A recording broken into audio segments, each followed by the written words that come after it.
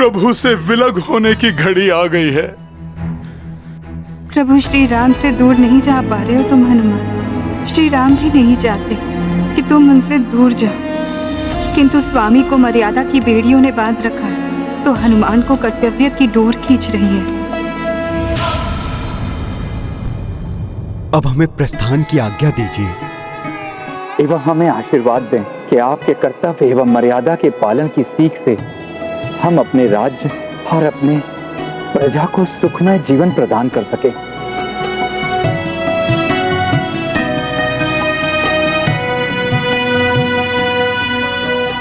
मेरा आशीर्वाद तो सदैव आप सबके साथ है।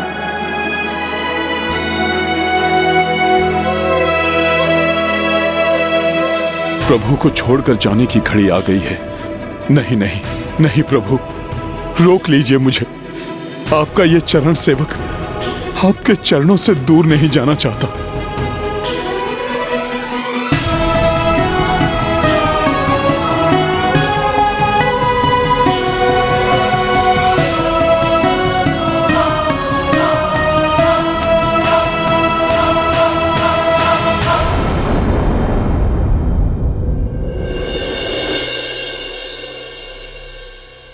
हनुमान, क्या हुआ?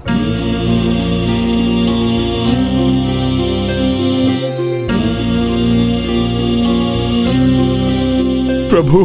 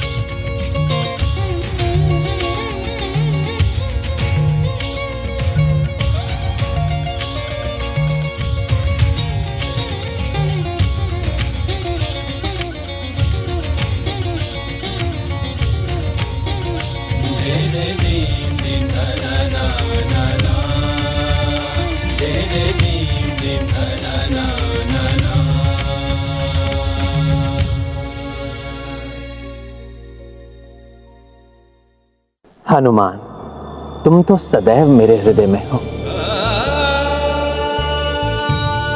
प्रभु, एक बार तो कहकर देखिए मुझे रुकने के लिए।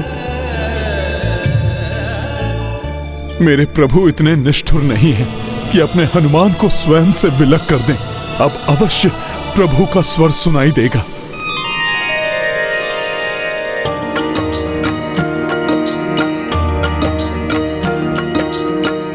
आई विरह की घड़ी दुखदाई, हो रहे दूर कपी रघुराई।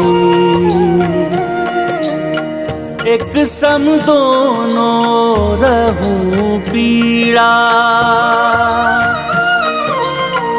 दो उदासा नयन महनीरा। सिया राम जय हनुमान, राम सिया राम जय हनुमान।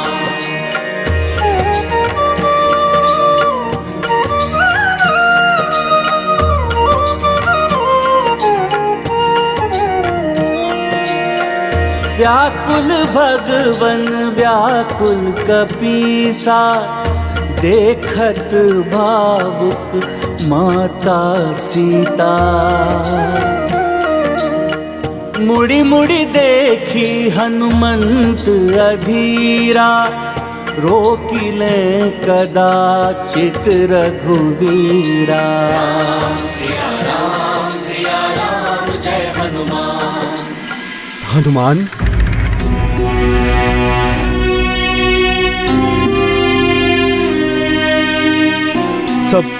सब प्रतीक्षा कर रहे हैं तुम्हारी।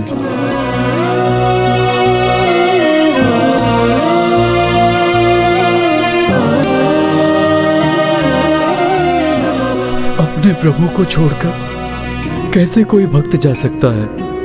हनुमान के लिए बहुत कष्टदायी होगा प्रभु से विलग होना।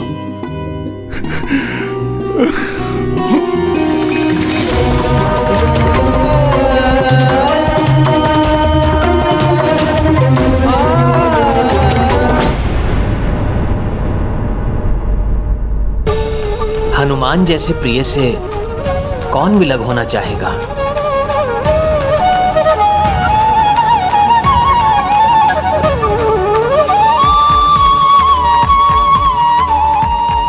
रुक जाओ पुत्र, रुक जाओ पुत्र, रुक जाओ पुत्र, रुक जाओ पुत्र, रुक जाओ पुत्र।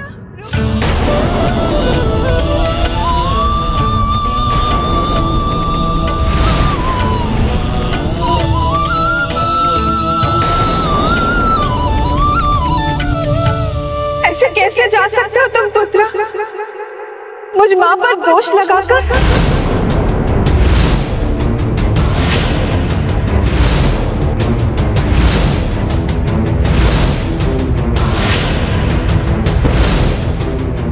सीधे ऐसा क्यों कह रही है?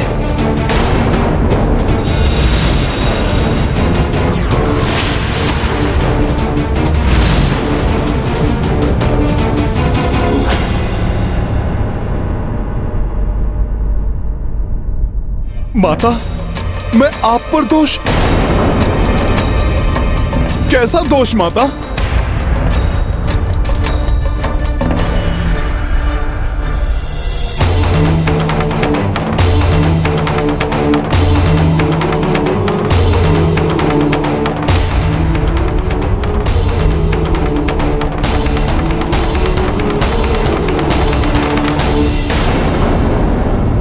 वचन ना निभाने का दोष पुत्र।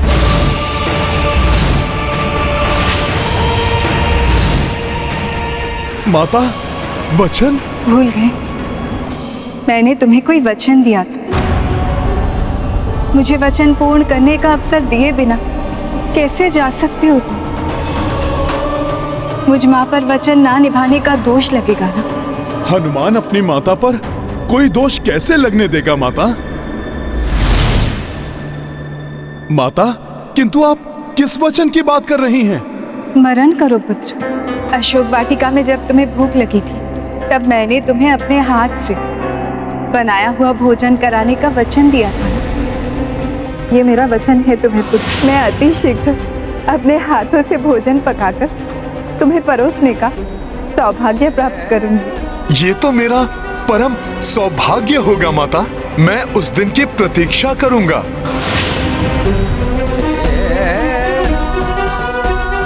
हाँ माता, मुझे स्मरण हो आया है।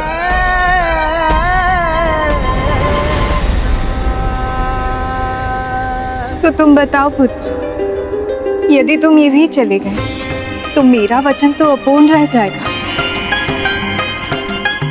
मेरे मस्तक पर वचन ना निभाने का कलंक लग जाएगा। क्या तुम ये चाहते हो पुत्र? माता, मेरे किसी कृत्य से आपका वचन टूटे, ऐसी दृष्टता आपका ये पुत्र कभी नहीं कर सकता। तो रुक जाओ पुत्र, मुझे अपना वचन निभाने दो।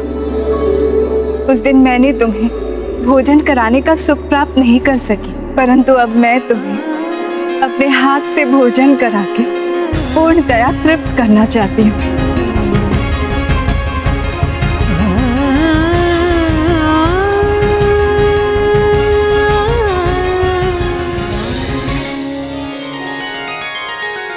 माता के नेत्रों से पुत्र के मन की व्यथा कभी नहीं छुपती। माता बिना कहे ही पुत्र की मनोदशा जान लेती हैं। आपने भी मेरे मन की व्यथा को जानकर मुझे प्रभु से इतनी शीघ्र बिछुड़ने से बचा लिया।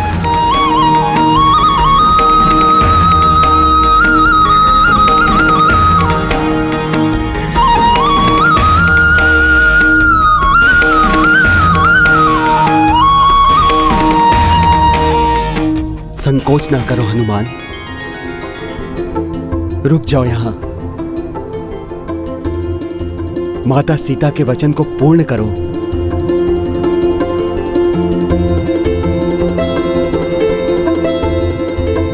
प्रणाम माता सीता। प्रणाम प्रभु।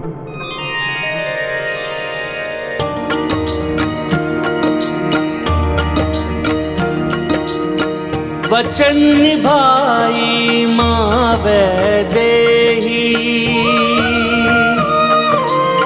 परम चरम सुख कपीश को देही। चतुराई से विरह दी टारी, हनुमत हरस हरस आभारी। राम सिया राम जय हनुमान। राम सिया राम जय हनुमान। ये गाथा महाबली हनुमत की, कुछ कर लीला राम भगत की। जय जय जय रघुनंदन राम, जय जय जय महाबली हनुमान। प्रभु श्री राम की, प्रभु श्री राम की, प्रभु श्री राम की, प्रभु श्री राम की।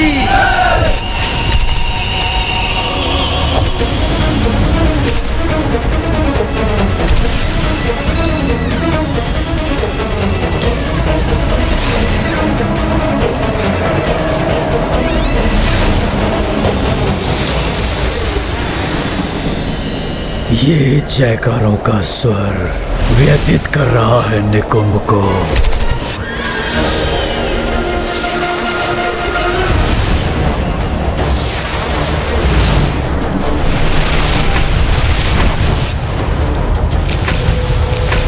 अधर्म का नाश नहीं हो सकता।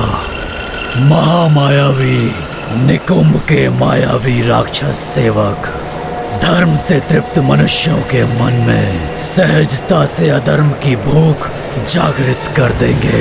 पाप का विस्तार होगा, अधर्म की जय होगी। मैं कुंभकर्ण का पुत्र निकुंभ आ रहा हूँ संपूर्ण पृथ्वी पर अधर्म को विस्तारित करने।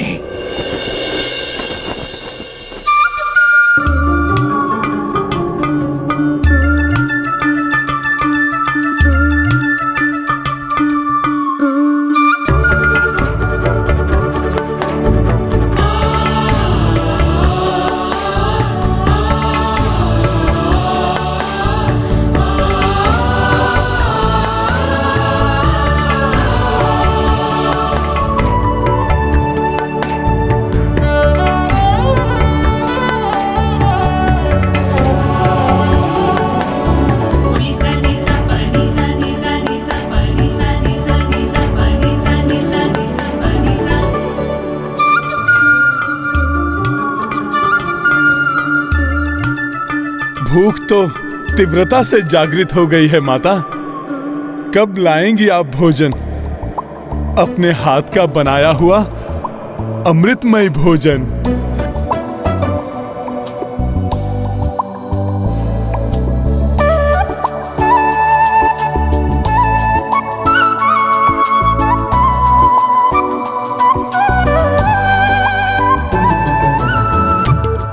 माता, अब तो विलंब सहन नहीं हो रहा, अब शीघ्र आ जाइए।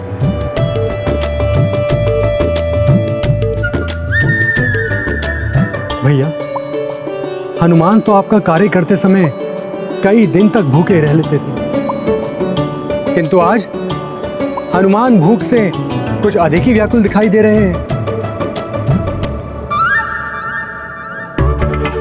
मेरे पुत्र के लिए केसर वाली खीर मेवे डाल के बहुत पसंद है हनुमान को।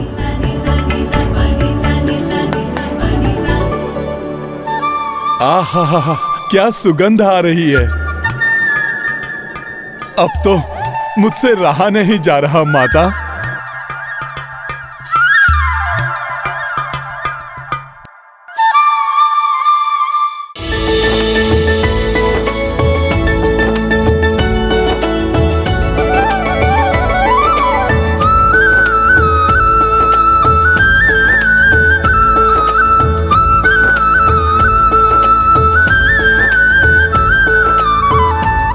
बस बस, अब हलवा हो गया है, अब इसे चूल्हा से उतार दो। अब प्रतीक्षा की घड़ी समाप्त हुई।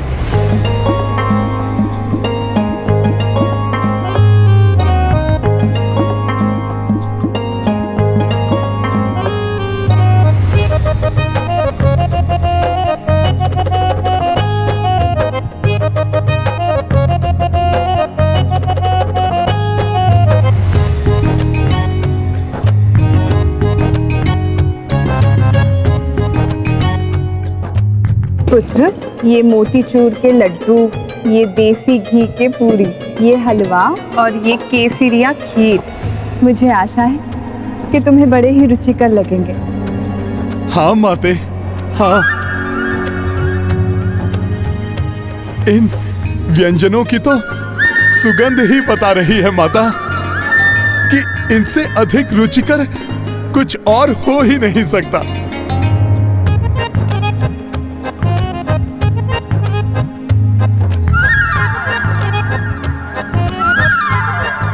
किसकी प्रतीक्षा कर रहे हो तुम पुत्र? अपना भोजन आरंभ करो। हाँ माते।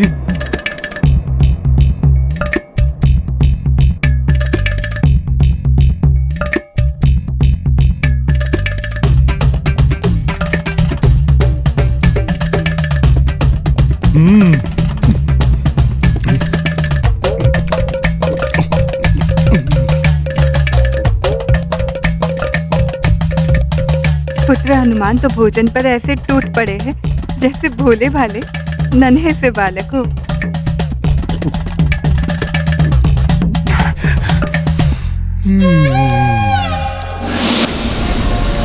प्रतिशोध, पिता की मृत्यु का प्रतिशोध लेगा निकुंभ। अब अपने प्रकार से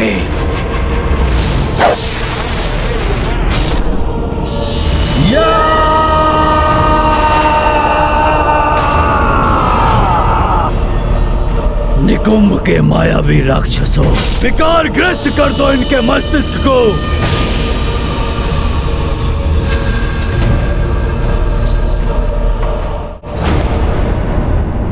माता, अभी तो ना ही मन भरा है और ना ही उदर। माता, मुझे और भोजन मिलेगा क्या? अवश्य मिलेगा पुत्र। मैंने तुम्हें वचन दिया था ना कि भोजन करा के तुम्हें पूर्णतया तृप्त करूंगी।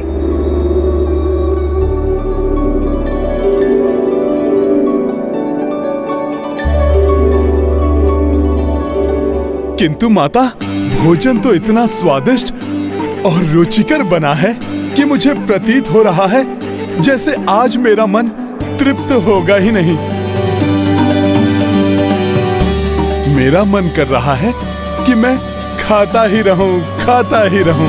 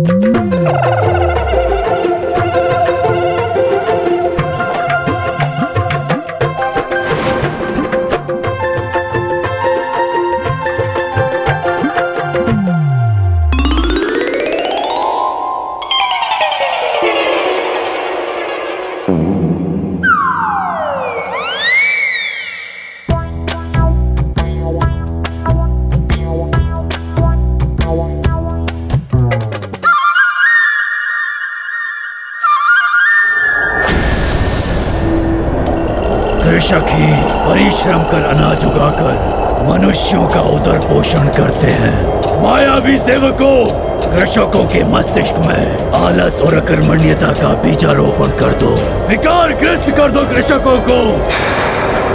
पाप का विस्तार हो, अधर्म की जय हो।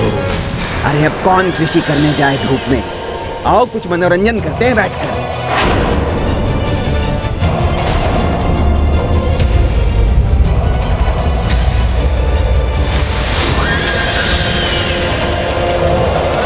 मैं तो विश्राम करूंगा।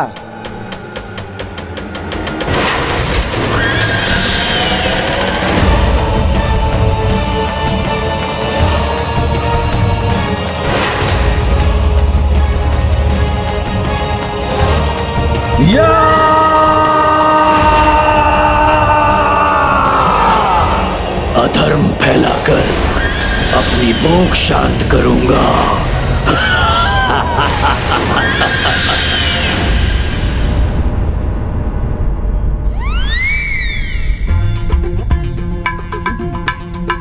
हनुमान को देखकर तो ऐसा लग रहा था जैसे न जाने कब से भूखे। हाँ लक्ष्मण, किंतु अब लग रहा है हनुमान की भूख शांत हो गई।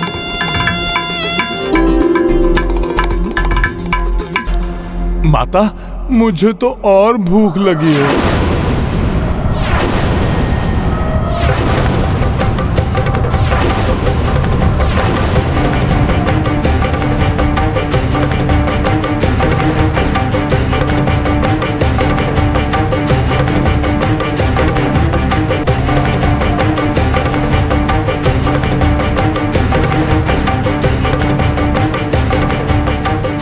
अपनी शुदा को तृप्त करने के लिए हनुमान एक बार सूर्य को भी अपना आहार बना चुके हैं। शीघ्र ही कुछ करना होगा, अन्यथा स्थिति विकटपूर्ण भी हो सकती है।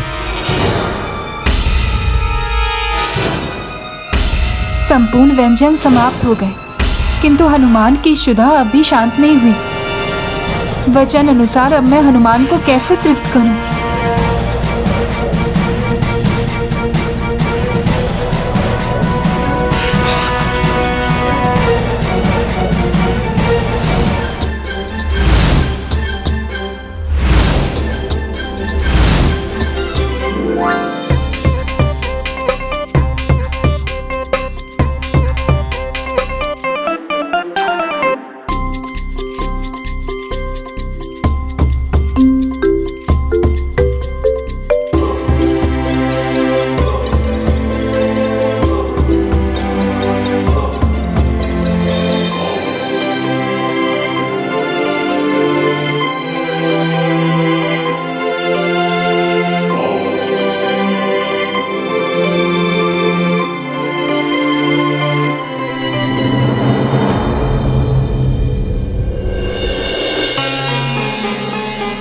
उर्मिला, मांडवी, श्रुतकीर्ति, पुत्र हनुमान के भोजन समाप्त होने से पूर्व और भोजन बनाओ, शीघ्र।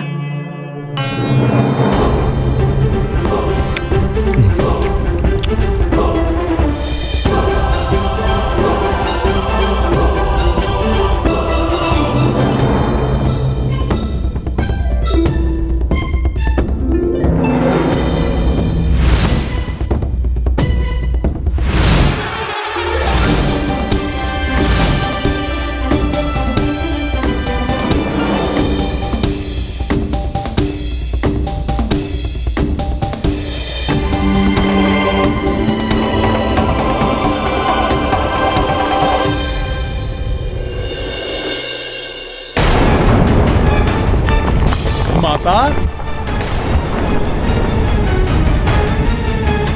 मांडवी, पुत्र हनुमान के लिए फल लेके जाओ, शीघ्र। न जाने हनुमान की भूख कब शांत होगी। और भोजन सामग्री जुटाने में हमें भाभी माँ की सहायता करनी चाहिए। हाँ लक्ष्मण भैया, चलिए हम भी भोजन बनाने में भाभी माँ की सहायता करते हैं।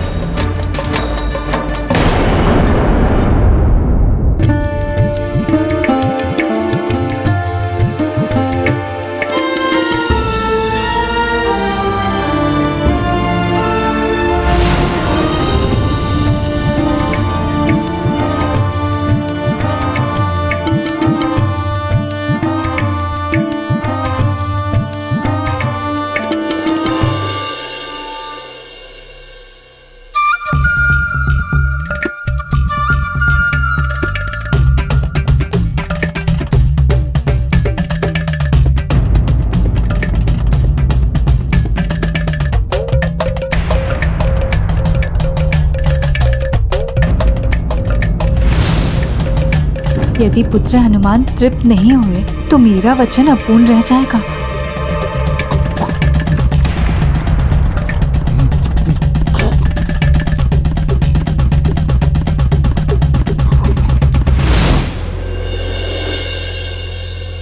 सीता दीदी, अब तो फल भी समाप्त होने वाले हैं, अब क्या करेंगे?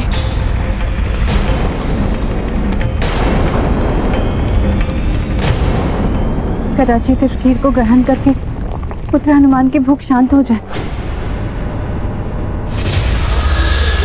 कृषक कर्मण्य हो गए तो अन्न नहीं उगेगा। भूख के मारे लोग एक दूसरे से भोजन छीनेंगे, आतंक का साम्राज्य होगा। चाहो ईश्वर का भय भूलकर लोग पाप कर्मों में लीन हो जाएंगे।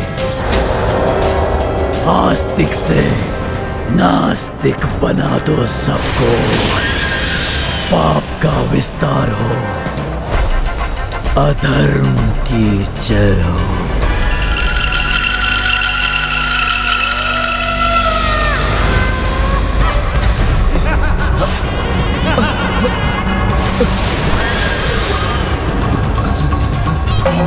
अरे पूजा छोड़ो, नृत्य देखो, नृत्य का आनंद लेते हैं।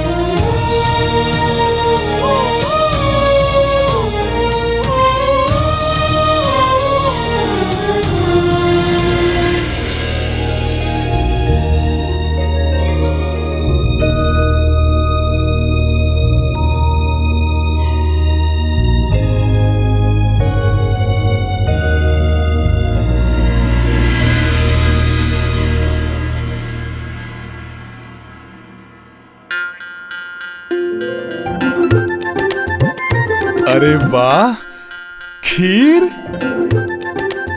माता, माता मुझे शीघ्र दीजिए। इसे देखकर तो मेरी भूख और अधिक बढ़ गई है। दीजिए माता। हाँ पुत्र, इसे ग्रहण करो।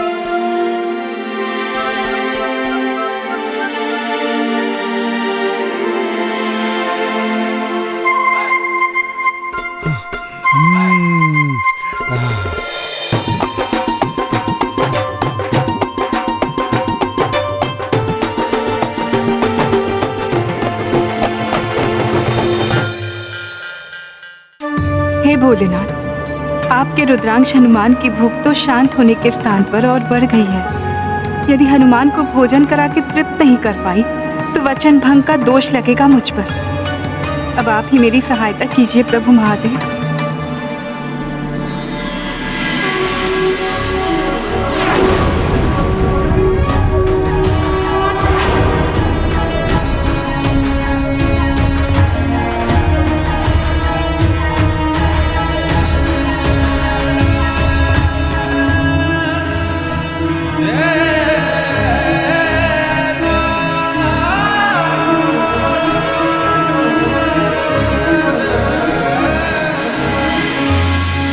महादेव के उदर में तो सारा संसार समाया हुआ है, तो उनके रुद्रांश का उदर कैसे तृप्त हो सकता है इतने भोजन से?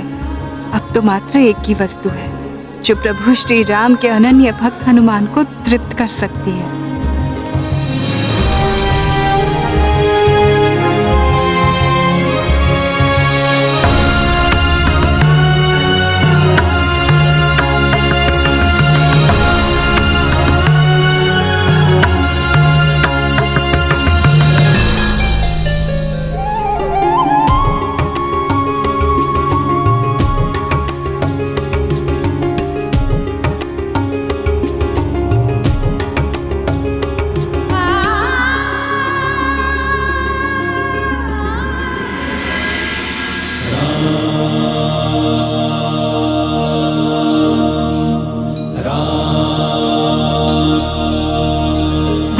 सदैव अपनी सेवा और भक्ति से भगवान को तृप्त करता है, किंतु जब स्वयं भक्त अतृप्त हो तो भगवान भी उसकी सेवा करने से पीछे नहीं हटते।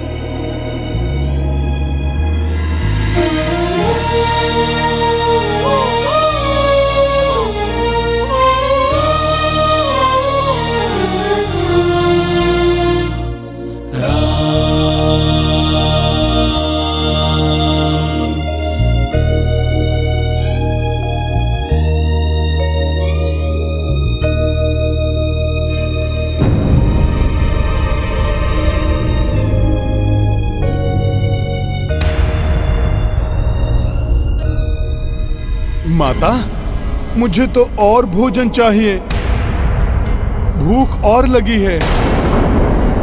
अब तो रसोई के सारे व्यंजन और भोजन आदि भी समाप्त हो गए हैं। अब भाभी माँ क्या करेंगी जिससे कि हनुमान तृप्त हो सके?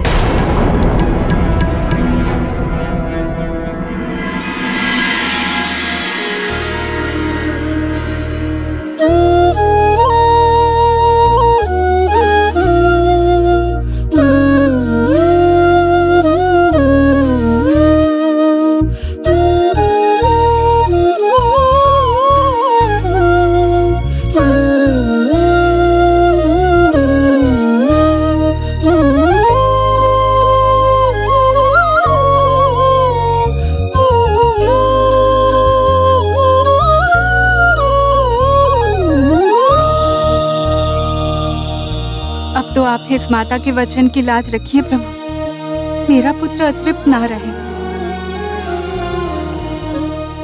क्या हुआ माता? मुझे कुछ और दीजिए खाने को, अभी तो मेरी तृप्ति नहीं हुई है। हाँ हाँ पुत्र, मुझे ज्ञात है कि मेरे पुत्र का मन अभी तृप्त नहीं हुआ है।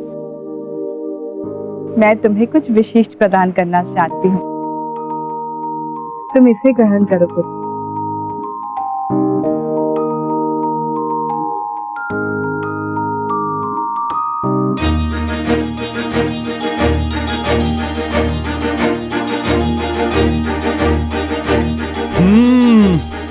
विष्णु प्रिया तुलसी, ये तो मेरे प्रभु श्री राम को भी प्रिय है।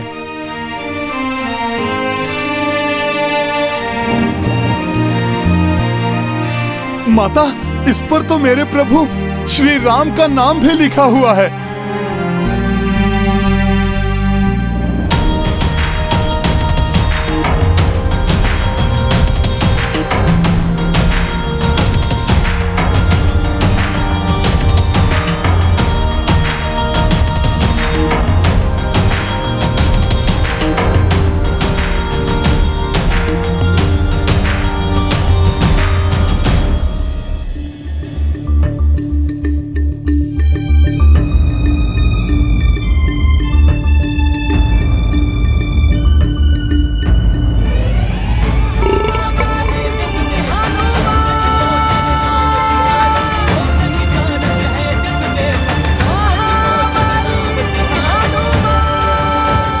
माता, अब उदर और मन दोनों तृप्त हो गए हैं।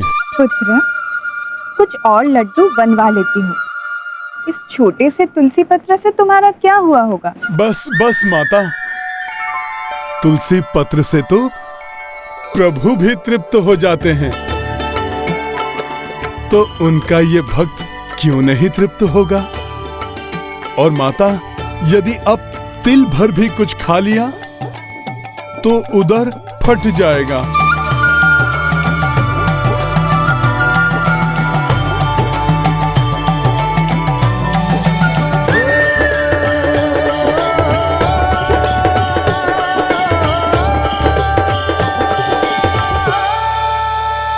जिसे श्री राम नाम का स्वाद प्राप्त हो गया हो, उसे फिर किसी अन्य वस्तु की चाह नहीं रह जाती। जय श्री राम। सत्य वचन है स्वामी, श्री राम के नाम की महिमा ही ऐसी है, इसीलिए आप भी उनका नाम सदैव ही जपा करते हैं। देवेश्वरी, श्री राम का नाम मात्र एक नाम ही नहीं, दर्शन भी है, एक सोच है। जहां श्री राम का नाम है वहां धर्म है। धर्म का मार्ग कठिन अवश्य है, किंतु स्थायी सुख एवं मोक्ष उसी से ही प्राप्त होता है। और अधर्म का मार्ग सुगममय है, जो क्षणिक सुख दे सकता है, किंतु वो पतन का मार्ग है, जहां अंत में ना ही सुख प्राप्त होता है और ना ही मोक्ष। ये मनुष्य पर ही निर्भर है कि वो कौन सा मार्ग चुनता है।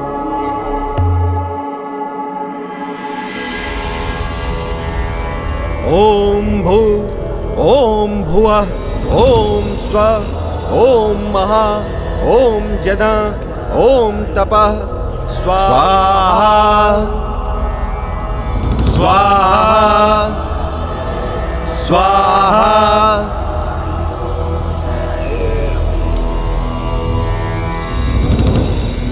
स्वाहा ओम भुवः ओम स्वः ओम महा ओम जना ओम तपः स्वाहा स्वाहा।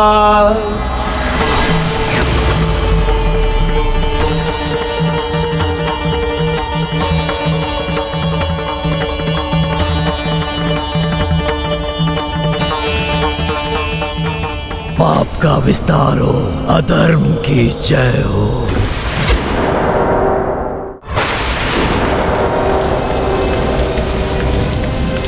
दुग्ध में जल मिल जाए तो जल का मोल भी दुग्ध के समान ही मिल सकता है।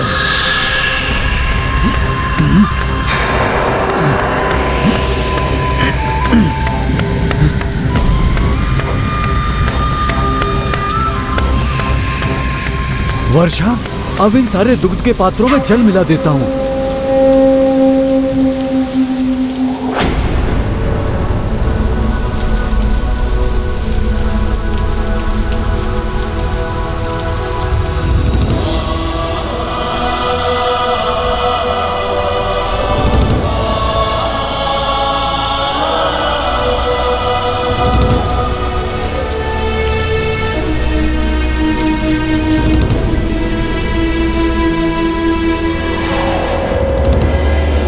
अनमोल शिक्षा को बिना मोल लिए दे रहे हो। बच्चों, हमें अपने माता पिता की सेवा करनी चाहिए, अपने आसपास के स्थान को साफ स्वच्छ रखना चाहिए।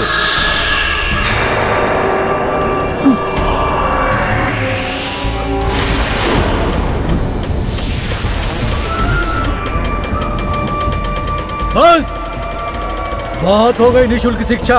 अब अगर शिक्षा प्राप्त करना है तो धन लेकर आओ। और बालिकाएं ना आए, इन्हें शिक्षा की कोई आवश्यकता नहीं है। जाओ जाओ यहां से।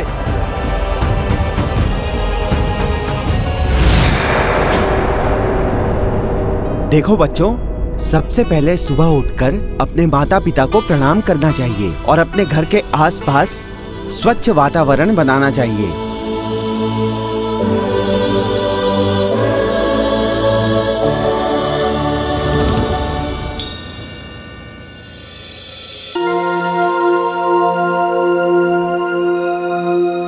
इन्हें कहाँ ले जा रहे हैं श्रीमान?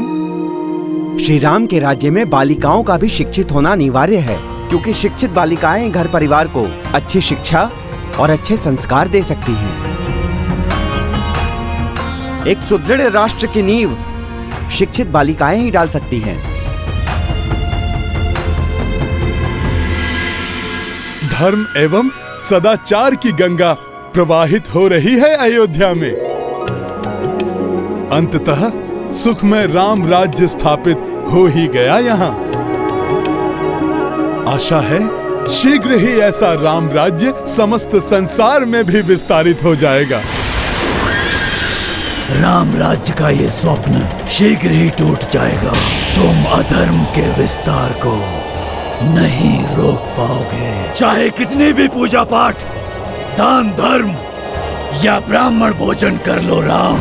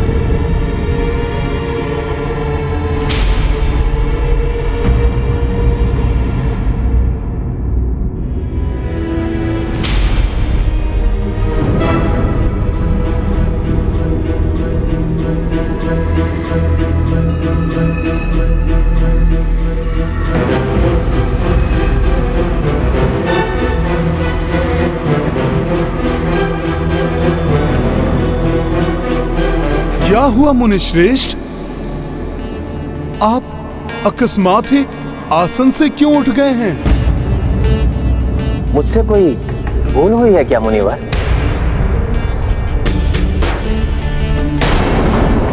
ऋषि कुंभोदर को क्या हो गया? अकस्मात ही ये रुष्ट क्यों हो गए? बताइए ना मुनिवर, क्यों रुष्ट हो गए हैं आप? नियम का पालन होना चाहिए। श्री राम, मैं आपके हाथ से दिया हुआ ना कोई दान ग्रहण कर सकता हूं और ना ही ये ब्राह्मण भोज।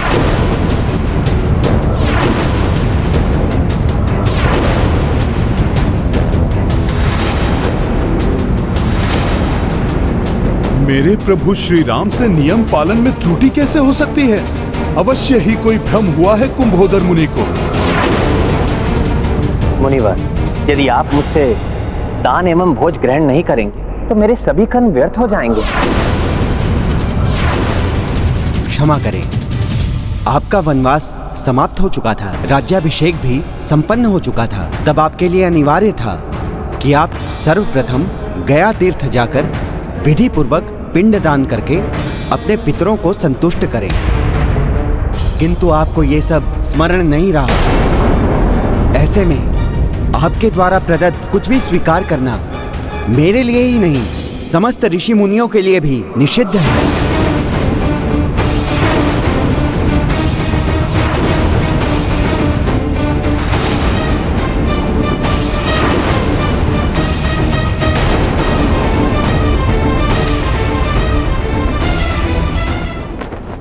मुनिवर, यदि आप मुझसे दान एवं भोज ग्रहण नहीं करेंगे तो मेरे सभी कर्म व्यर्थ हो जाएंगे।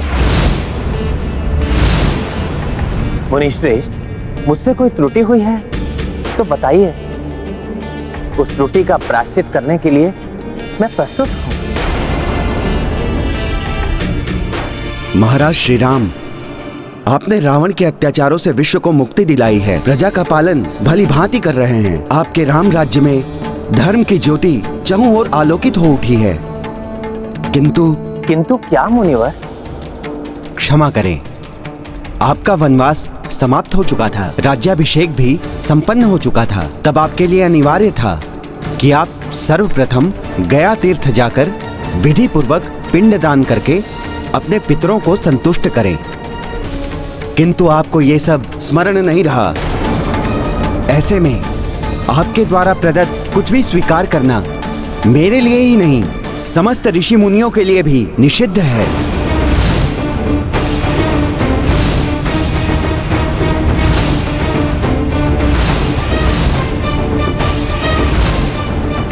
क्षमा करें मुनिवर, गया तीर्थ में पिंड दान करने के विषय में प्रभु श्री राम को स्मरण था।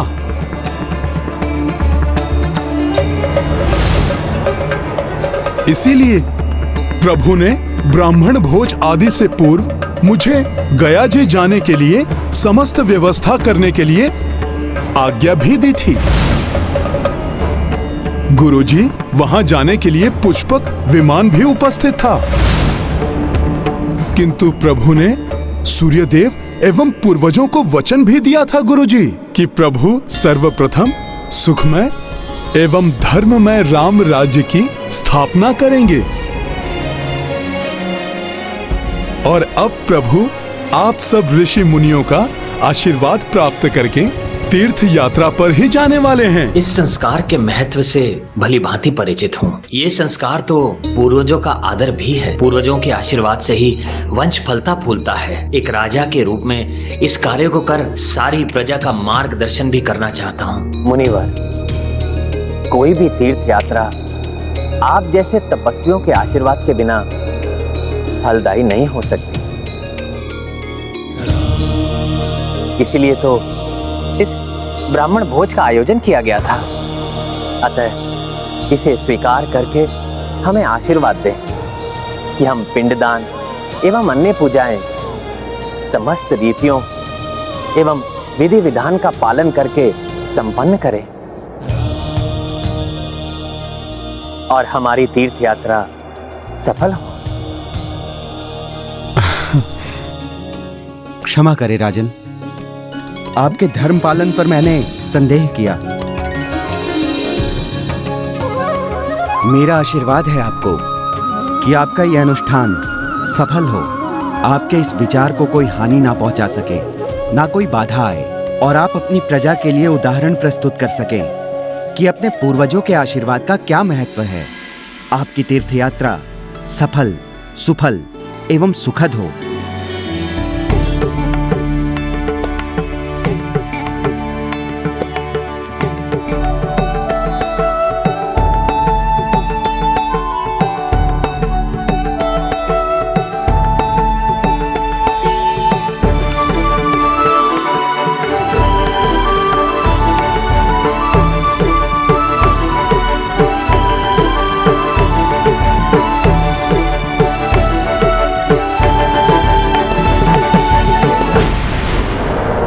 श्रेष्ठ निकुंभ, अयोध्या से समाचार आया है कि अयोध्या का राजा गया जाने की योजना बना रहा है। पिंडदान करेगा वो गया में।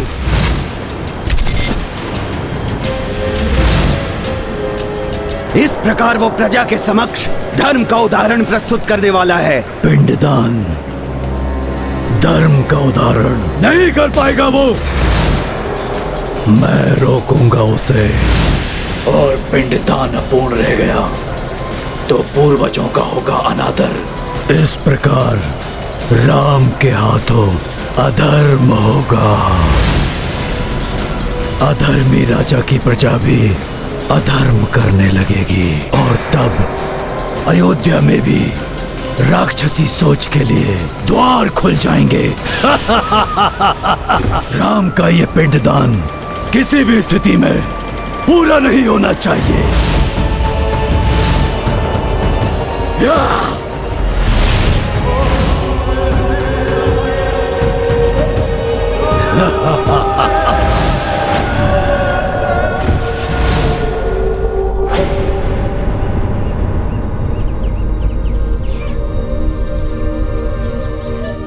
किस सोच विचार में डूबे हो हनुमान?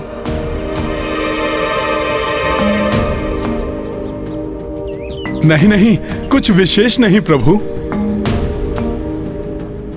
मैं जान गई हूँ हनुमान, कोई नवीन विषय होता है तो मेरे पुत्र के मन में जिज्ञासाएं उमर घुमर करने लगती है ना हनुमान?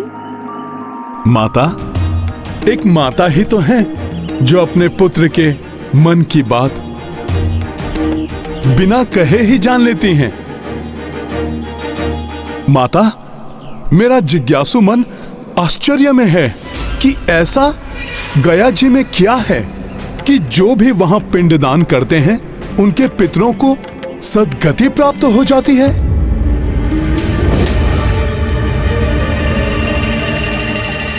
माता, ऐसा क्या विशेष है गया जी में? मैं तुम्हें बताऊंगी हनुमान। पूर्व काल में गयासुर नामक एक महाविकरालकाय दानव था।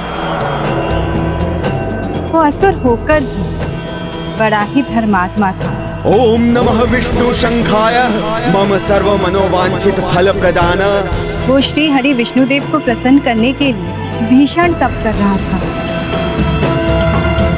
ओम नमः विष्णु शंखाय मम सर्व मनोवांछित फल प्रदान। कुरु कुरु स्वाहा। शनैः शनैः उसके तप का तेज इतना बढ़ता गया कि उसके दर्शन मात्र से ही मनुष्य को मोक्ष की प्राप्ति होने लगी। ओम नमः विष्णु शंखाय मम सर्व मनोवांछित फल प्रदान। कुरु कुरु स्वाहा। ओम नमः विष्णु शंखाय मम सर्व मनोवांछित फल प्रदान। कुरु कुरु स्वाहा। और फलस्वरूप संसार में एक विचित्र प्रकार से पापाचार बढ़ गया। मनुष्य यत्र तत्र असीम पाप करते और गयासुर के दर्शन करके मोक्ष को प्राप्त कर लेते। पाप कर्मियों को मोक्ष की प्राप्ति, ये अनुचित है। इस प्रकार तो पाप और बढ़ जाएगा। ये कैसी विडंबना है? पापियों को दंड मिलना चाहिए, मोक्ष नहीं। हाँ पुत्र, जैसा सब अनुमान लगा रहे थे वही हुआ। पाप में वृद्धि होने लगी। संसार में दान पुण्य यज्ञ आदि कार्य बंद हो गए।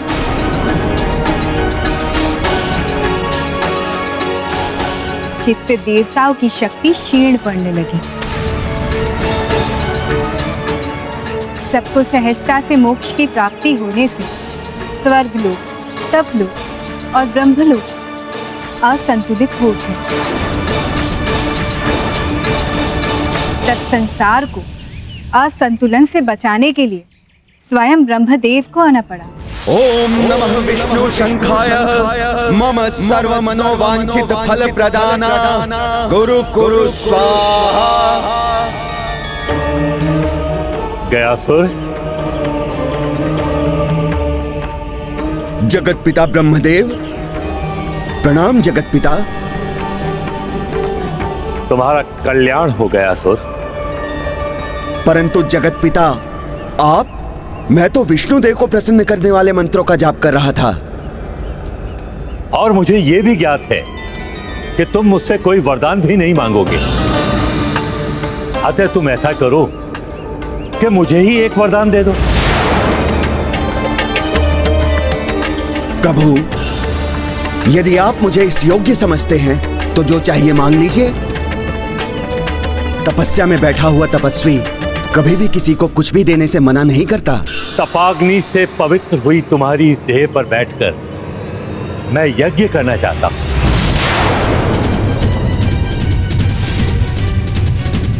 माता, सबको वरदान देने वाले ब्रह्मदेव जी स्वयं ही वरदान मांगने लगे। जगत कल्याण के लिए ईश्वर को सब करना पड़ता है पुत्र। गयासुर ने इसे अपना सौभाग्य मानकर ब्रह्मदेव को इसके लिए अनुमति दी। वो स्वयं पृथ्वी पर लेट गया और उसकी विशालकाय देह के नीचे 5 कोश का क्षेत्र आ गया।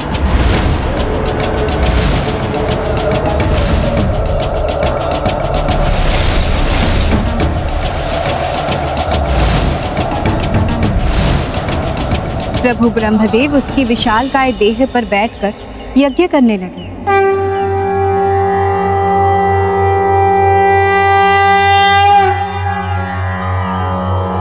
सर्वे भवन्तु सुखिनः, सर्वे सन्तु निरामया, सर्वे भद्राणि पश्यन्तु, मा कश्चित् दुःखभाग् भवेत्।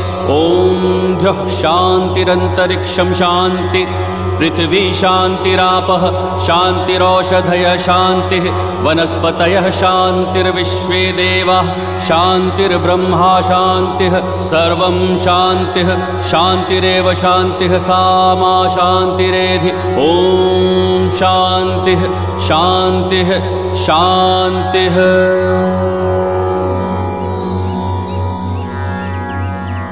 ब्रह्मा जी के नीचे लेटे रहने के कारण पापियों को गयासुर के दर्शन होने बंद हो गए। किंतु एक समय ऐसा भी आया जब ब्रह्मा जी का यज्ञ पूर्ण होने को था।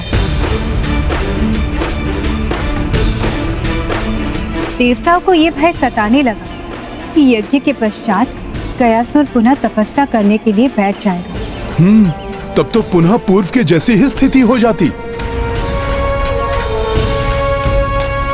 सृष्टि पुनः असंतुलित होने लगती। हाँ पुत्र, इसीलिए यज्ञ पूर्ण होते ही गयासुर को उठने से रोकने के लिए सभी देवता उसके विभिन्न अंगों पर खड़े हो गए।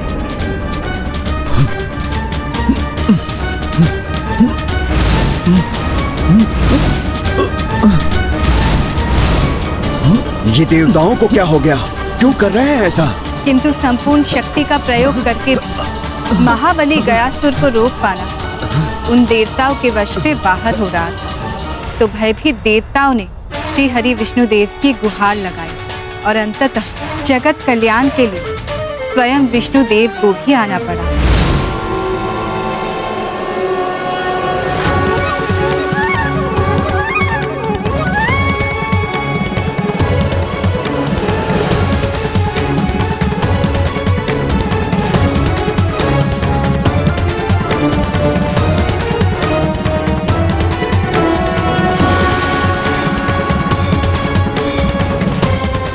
प्रभु, आपकी चरणों का रज पाकर आपके भक्त गयासुर का जीवन धन्य हो गया। प्रभु, मेरे सौभाग्य में वृद्धि करते हुए इसी प्रकार अपने चरणों के नीचे रहने दीजिए प्रभु। उत्तम भक्त गयासुर, तुम्हारी इच्छा अवश्य पूर्ण होगी। इसके लिए तुम्हें पृथ्वी में समाना होगा। इस संपूर्ण क्षेत्र में मेरे चरण अप्रत्यक्ष रूप से स्थित रहेंगे और यहां की पृथ्वी के नीचे तुम स्थित रहोगे। इस प्रकार तुम्हारी इच्छा पूर्ण हो जाएगी एवं अपने पापों का प्रायश्चित ना करके तुम्हारे दर्शन मात्र से ही मोक्ष प्राप्त करने वाले मनुष्य अब ऐसा नहीं कर सकेंगे। जैसी आपकी आज्ञा प्रभु। गयासुर, मेरा वरदान है तुम्हें, पृथ्वी में समाने के पश्चात भी तुम्हें आहार प्राप्त होता रहेगा। तुम्हारी देह के ऊपर के इस क्षेत्र को तुम्हारे नाम से ही गया जी तीर्थ रूप में जाना जाएगा। जो भी यहां अपने पूर्वजों को पिंड दान करेगा उसके पितृ ही नहीं, वो स्वयं भी सकृति का अधिकारी हो जाएगा। मेरी इच्छा पूर्ण करके आपने मुझे कृतार्थ कर दिया प्रभु। आप स्वयं ही मुझे पृथ्वी में स्थित कर दीजिए। अवश्य गयासुर।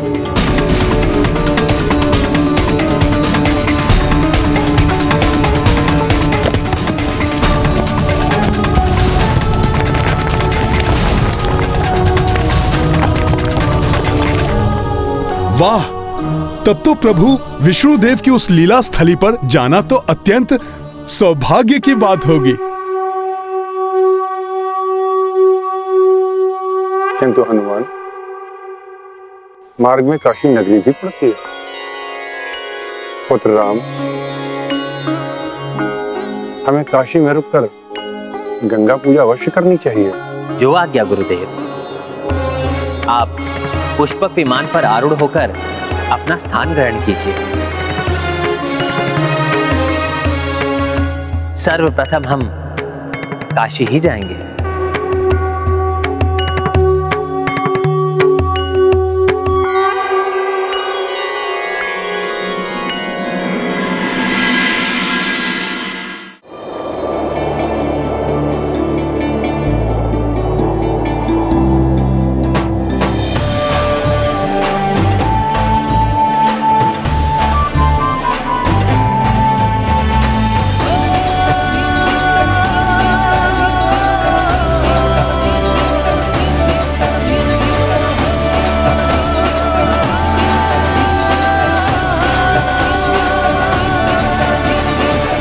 तो इनका प्रथम पड़ाव है काशी, उचित है।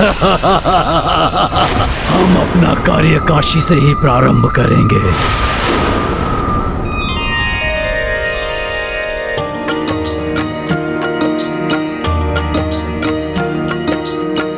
काशी नगरी शिव के द्वारे रामचंद्र सिया संग पधारे। माँ गंगा पूजन के लाई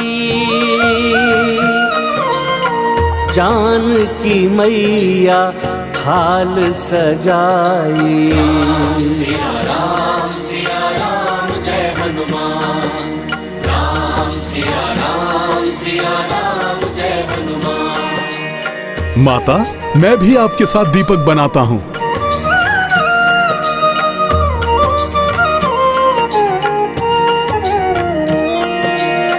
भरत लखन शत्रुघ्न सहाय देखी देखी कपिहर साए। आन पड़े कछु नव व्यवधाना चुस्त सतर्क सजग हनुमाना। सिया राम जय हनुमान। मुझे आसपास किसी के होने का आभास हो रहा है।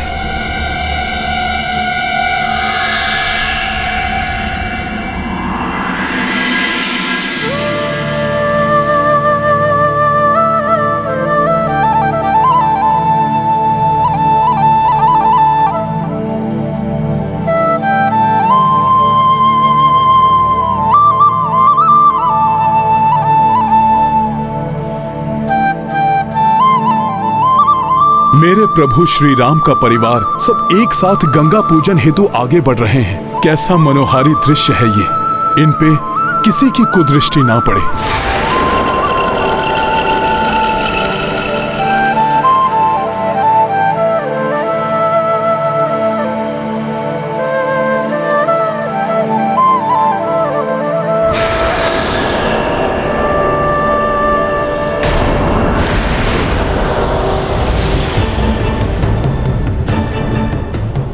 कुछ तो हलचल हो रही है।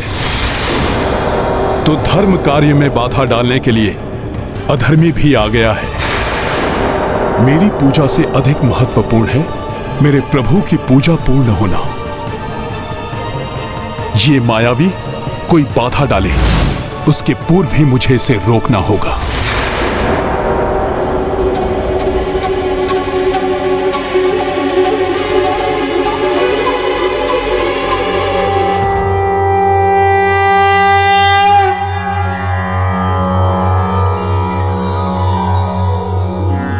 देवी सुरेश्वरी भगवती गंगे त्रिभुवन तारिणी तरल तरंगे शंकर मौलि विहारिणी विमले मम्मतिरास्तां तव पद कमले।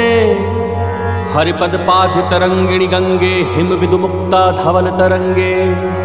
दूरी कुरु मम दुष्कृति भारम कुरु कृपया भवसागर पारम। तव जलममलम येन निपीतम परम पदम खलु तेन गृहीतम।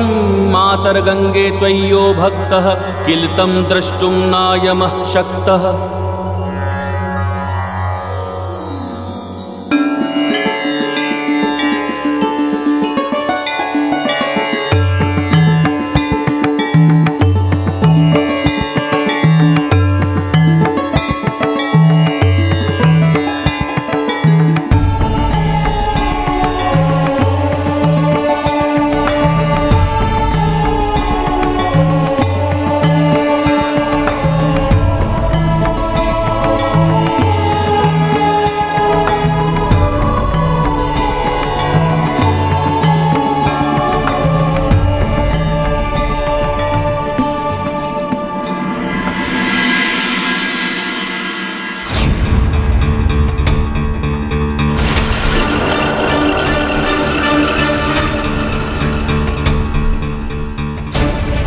कोई तो अधर्मी है जो हमारे प्रभु की पूजा में विघ्न डालना चाहता है।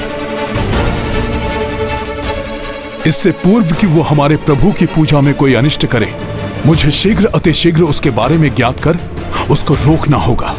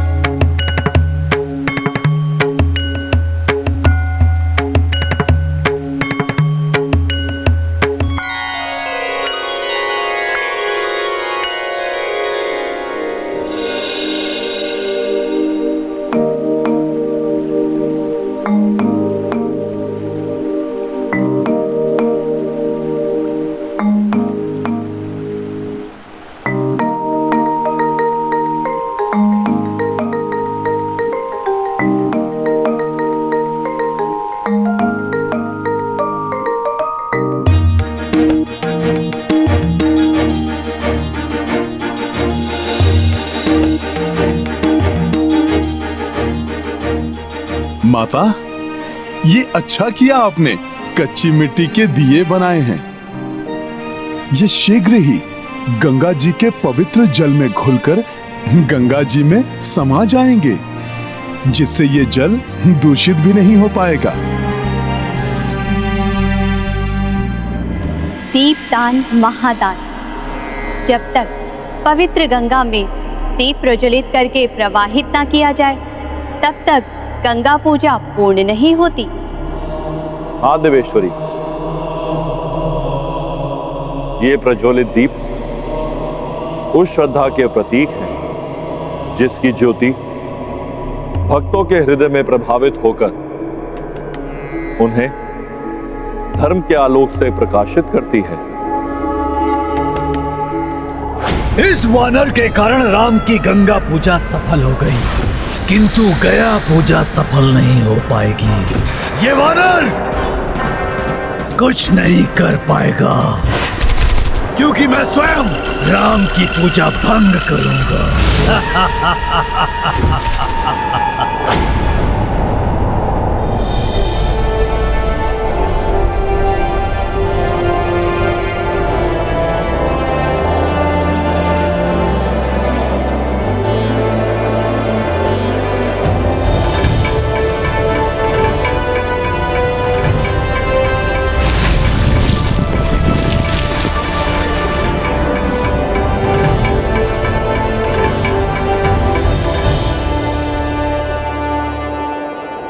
वो असुर अवश्य पीछा कर रहे होंगे हमारा। पुत्र राम, ये है गयापुरी।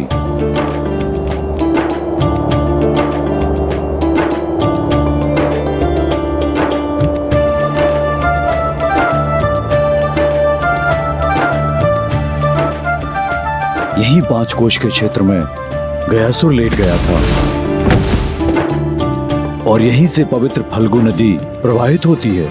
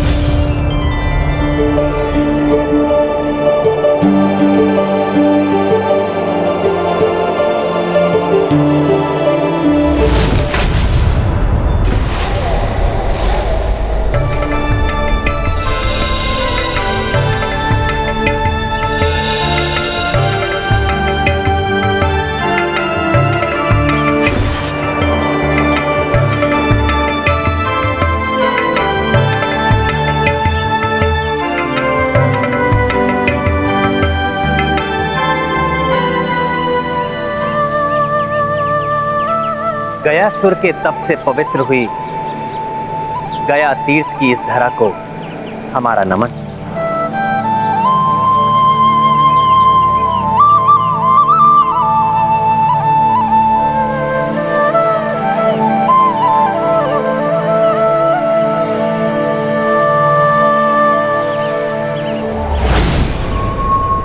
इस वानर को वश में करना तुम सबके सामर्थ्य से बाहर है राक्षसों। उस मरकट को मैं संभाल लूंगा। इसी मध्य में तुम सब मिलकर ये राम की पिंडदान पूजा को असफल करोगे। अब देखता हूं मैं तुम्हें मरकट कि तुम कैसे राम की सहायता कर पाते हो।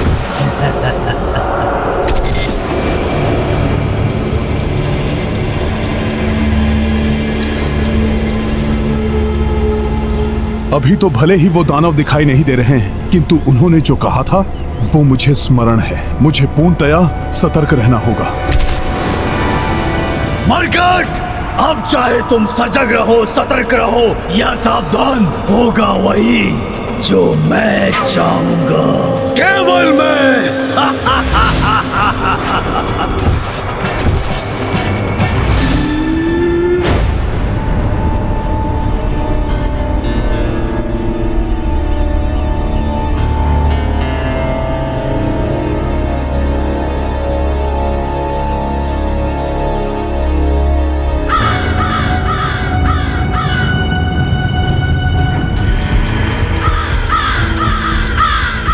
पूर्णतः सावधान रहूंगा। उन अधर्मी असुरों को मैं यहां कदापि नहीं आने दूंगा।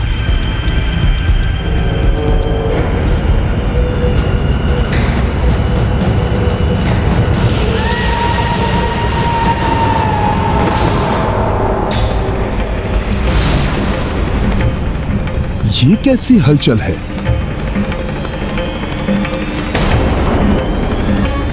क्या हुआ हनुमान? प्रभु, मुझे ऐसा लगा जैसे हमारे पीछे से कोई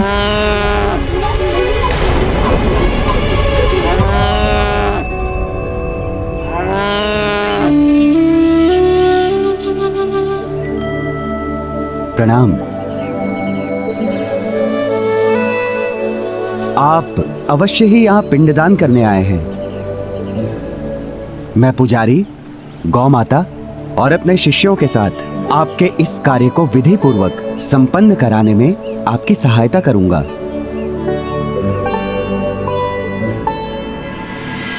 पुजारी जी, पुत्र राम, राजा हो या रंक, गया की इस पावन धरा पर अपने पूर्वजों की मुक्ति और तृप्ति का आशय रख दूरस्थ स्थानों से सभी पिंडदान के पुण्य कर्म के लिए आते हैं। उनकी सेवा सहायता के लिए विधि विधान से ज्ञाता पुजारी गौ माता के साथ प्रकट हो जाते हैं। अब जब पुजारी जी ही उपलब्ध हैं, तो हमें पिंडदान की विधि प्रारंभ करनी चाहिए।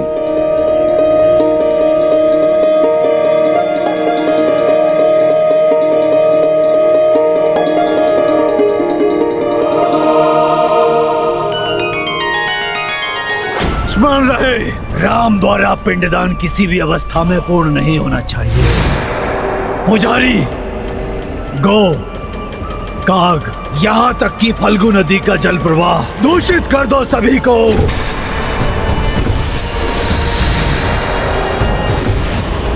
कुविचार जागृत करो उनमें। उस मरकट की चिंता मुझ पर छोड़ दो। उसे भटका कर मैं यहाँ से कहीं दूर ले जाऊंगा।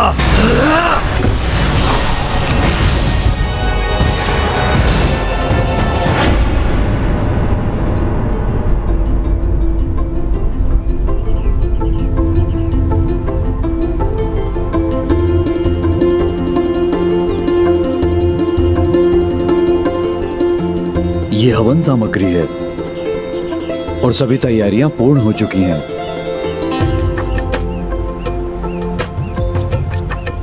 पिंड बनाने के लिए आवश्यक काले तिल से युक्त ये चावल मैं तैयार कर लेती हूँ।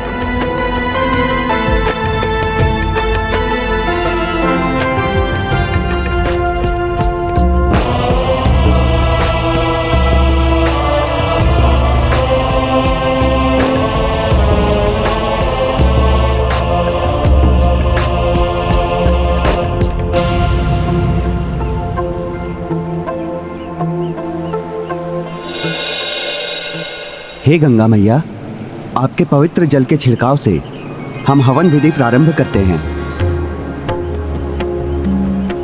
ओम गंगाय नमः, ओम विष्णुदेवाय नमः, ओम अग्निये नमः, ओम सूर्याय नमः, ओम चंद्राय नमः, ओम ब्रह्मदेवाय नमः, ओम गंगाय नमः, ओम विष्णुदेवाय नमः, ओम विष्णुदेवाय नमः, ओम गंगाय नमः, ओम विष्णुदेवाय नमः, ओम अग्निये नमः, ओम सूर्याय नमः, ओम गंगाय नमः। अब इस कुशा से मैं स्थान को निर्गुण बनाता हूँ।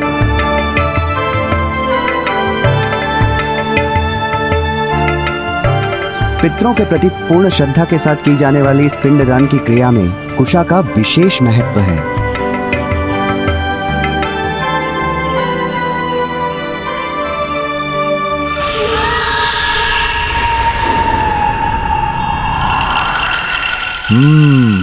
मायावी आसुरी शक्तियों की उपस्थिति का आभास हो रहा है मुझे।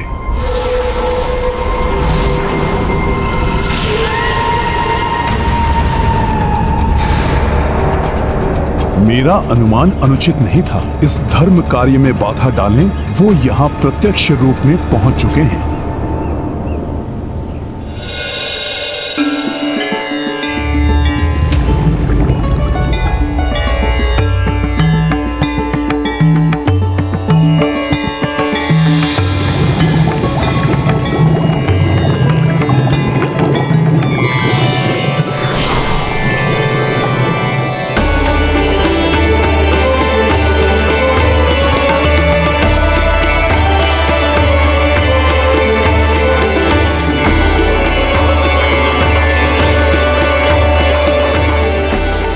प्रणाम फल्गुनी माता।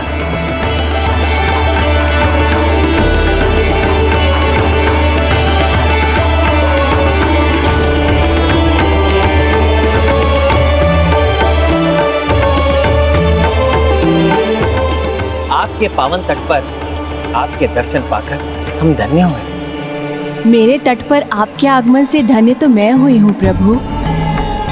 जब तक आपके द्वारा पिंडदान की प्रक्रिया पूर्ण नहीं हो जाती, मैं स्वयं यहाँ रहूंगी।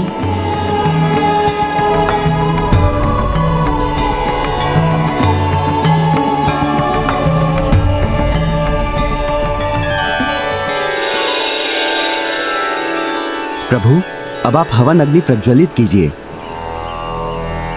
ओम अपवित्र पवित्रो वा सर्वास्थां गतोऽपि वा यः स्मरेत् पुण्डरीकाक्षं सभाभ्यान्तरं शुचिः। पुनः पुण्डरीकाक्षं पुनः पुण्डरीकाक्षं पुनः पुण्डरीकाक्षम्। ओम अग्निदूतं पुरोदधे, ओम अग्निदूतं पुरोदधे हव्यवाहमुपब्रुवे देवा आसाद्याः। ओम अग्निदूतं पुरोदधे। मरकट, अब मैं तुम्हें वहां से हटकर यहाँ आने पर बाध्य कर दूंगा और मेरे राक्षस सेवक वहां पर अपना कार्य करेंगे।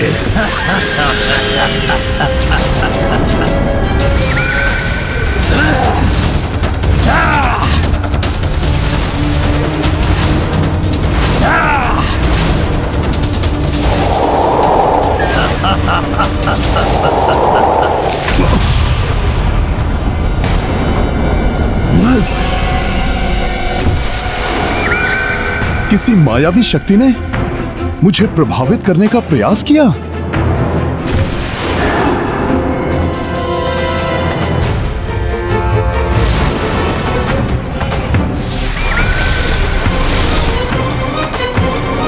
मेरी इतनी प्रभावी शक्ति को इतनी सहजता से झेल लिया इस मरकट ने। अति बलशाली प्रतीत होता है।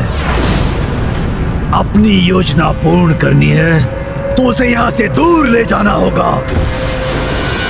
तो यही है वो दुष्ट जो यहाँ पर व्यवधान उत्पन्न करने का प्रयास कर रहा है।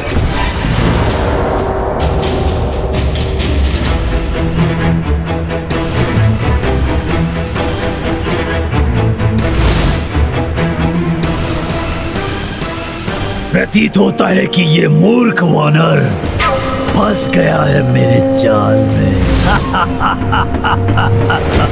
ओम अपवित्र पवित्रो वा सर्वास्थां गतोऽपि वा यः स्मरेत् पुण्डरीकाक्षं सभाभ्यान्तरं शुचिः। पुनः पुण्डरीकाक्षं पुनः पुण्डरीकाक्षं पुनः पुण्डरीकाक्षम्। ओम अग्निदूतं पुरोदधे। इसी मरकट ने मेरे चचेरे भ्राताक्ष कुमार का वध किया था।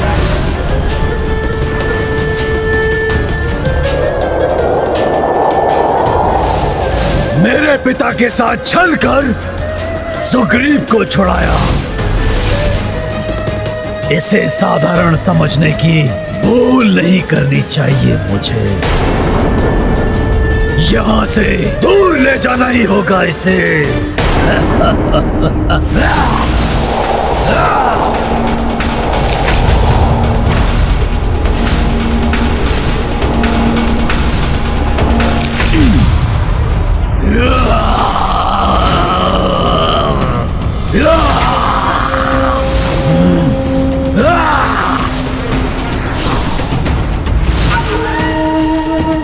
इस बार मैं तुमको बचकर नहीं जाने दूंगा दुष्ट असुर।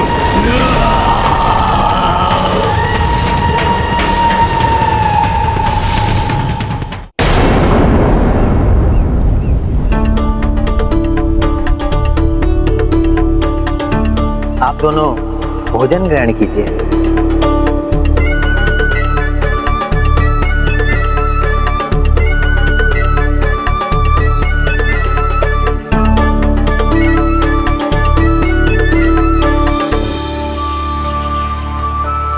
पुजारी जी, हमारी पूजा विधिवत संपन्न करने के लिए ये दान स्वीकार कीजिए। अवश्य।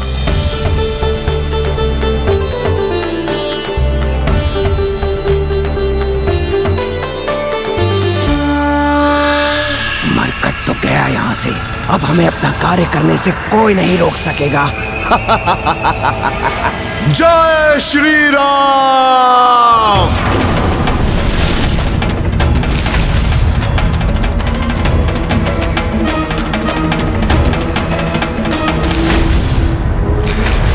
उधर क्या देख रहे हो वानर? यहाँ देखो, तुम्हारे समक्ष खड़ा हूं मैं। तुम्हारे समक्ष।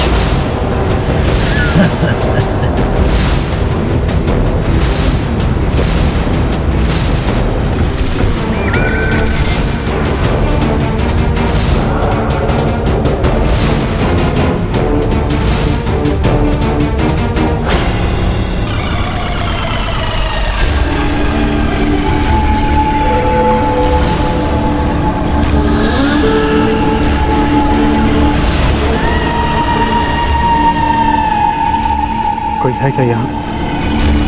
कोई अदृश्य शक्ति? नहीं नहीं, ये कैसे संभव है? अभी नहीं, सही समय की प्रतीक्षा करनी होगी हमें।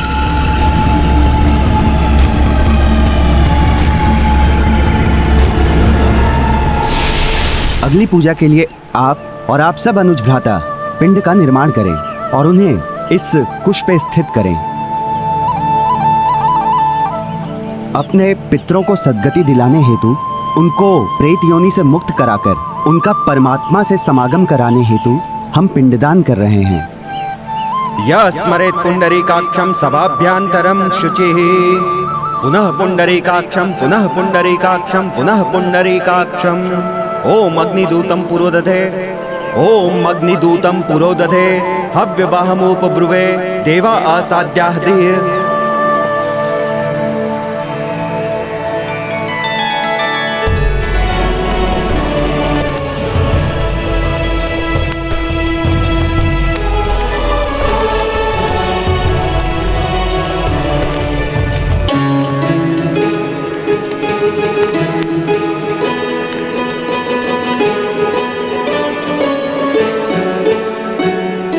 पूर्वजों को पिंडदान करने के पूर्व काकबली की विधि पूर्ण करने के लिए एक छोटा पिंड कौओं को समर्पित करना चाहिए।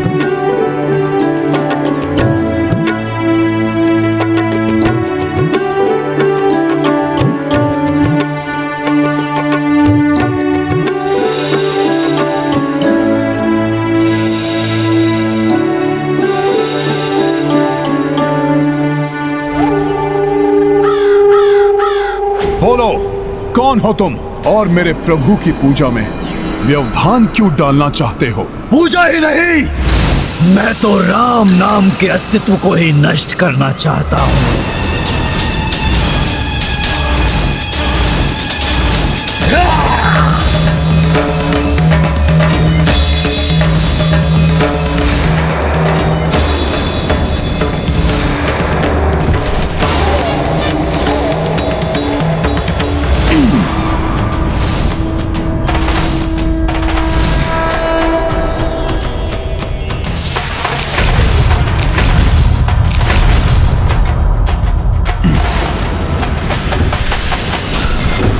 अतुलित शक्ति संपन्न हो तुम, परंतु जो भी हो, अपने जन्म से जिस योजना को मैं कर रहा हूं उसे सफल होने से कभी नहीं रोक सकोगे तुम।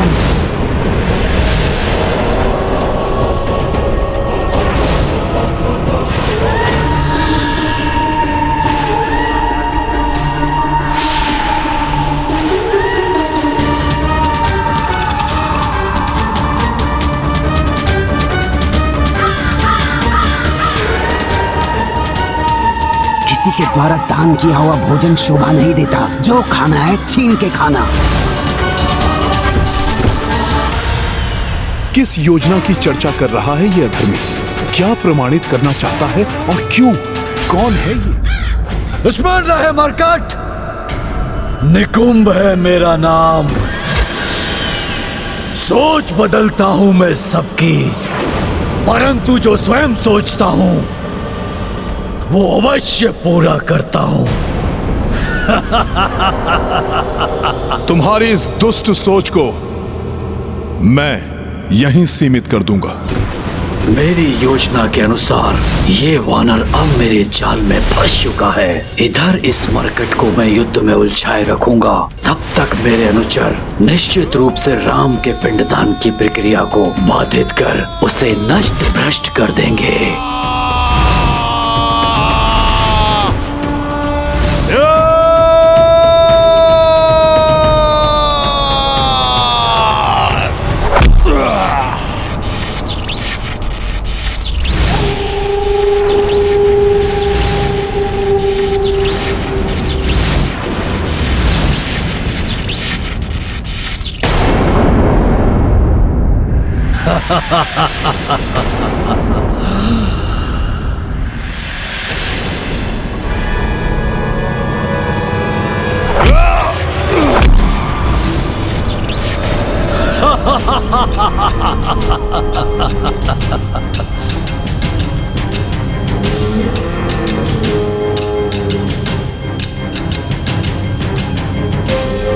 तुम अपने कुत्सित उद्देश्य में कभी सफल नहीं होगे राक्षस।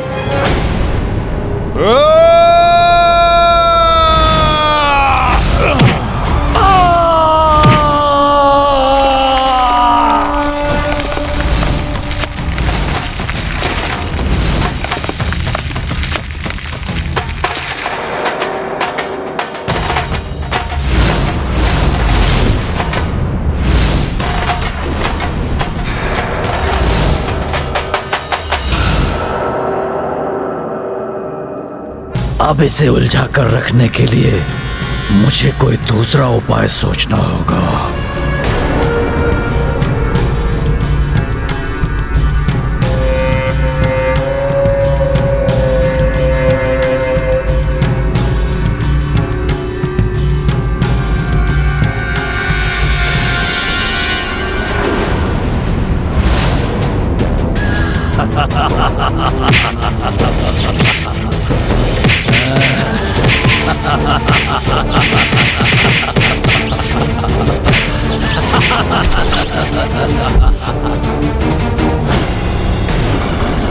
कितने भी वार करो, कुछ नहीं कर पाओगे तुम। मेरा कवच मेरी रक्षा करता रहेगा।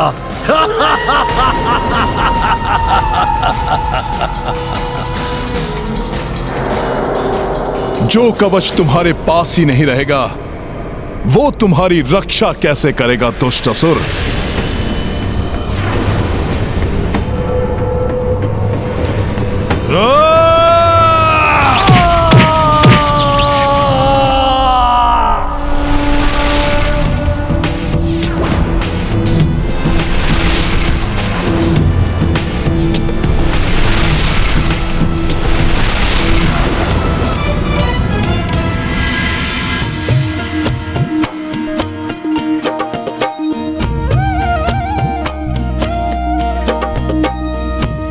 हे काग, ये काग बलि पिंड मैं आपको प्रस्तुत करता हूं। कृपया करके इसे स्वीकार कीजिए।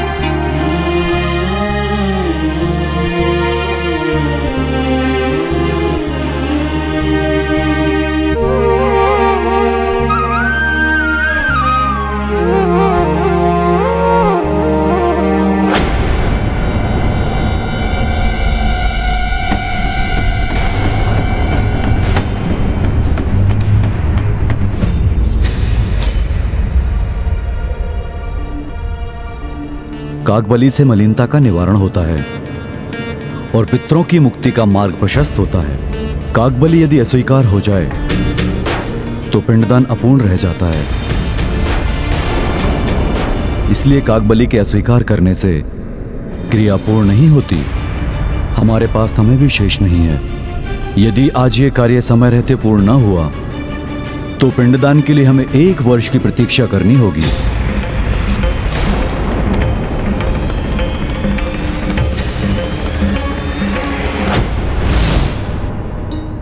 जयंत, तुम अपने कृत्य पर लज्जित हो और तुमने क्षमा याचना भी की है।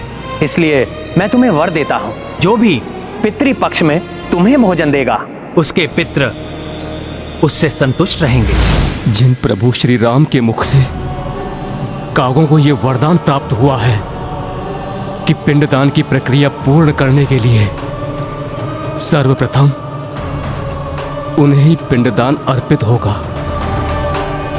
आज मायावी राक्षसी सोच के प्रभाव में आकर ये उन्हीं प्रभु का निरादर कर रहे हैं। मैं जयंत ऐसा कदापि होने नहीं दूंगा।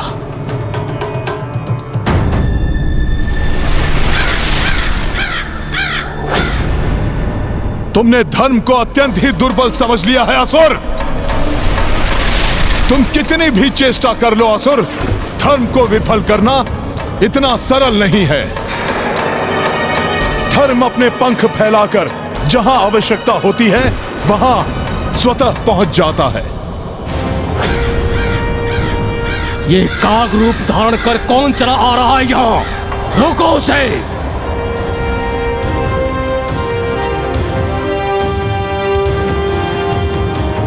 ये काग बलि पिंड स्वीकार क्यों नहीं कर रहे हैं? किसकी प्रतीक्षा कर रहे हैं? ये कुछ तो है जो उचित नहीं है।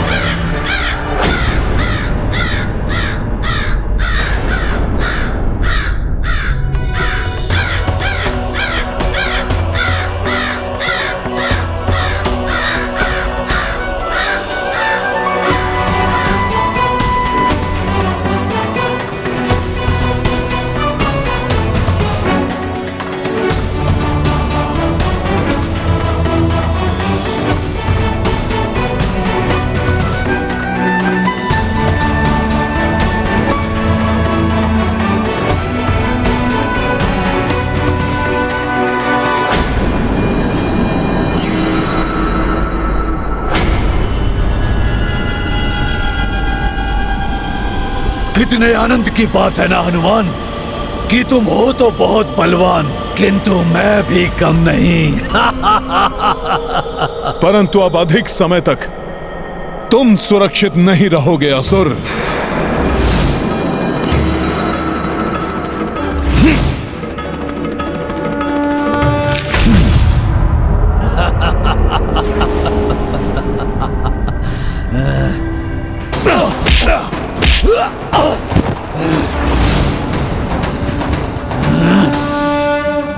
बहुत हुआ वानर, मैं तुम्हारे युद्ध कौशल से बहुत प्रभावित हुआ, परंतु अब तुम मेरी क्षमता देखो।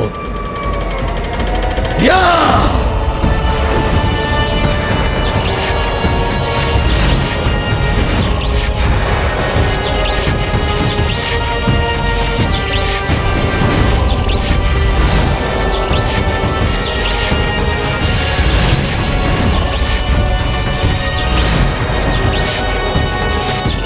मार्कट, मेरे इस मुष्टि प्रहार को अब नहीं रोक सकोगे तुम।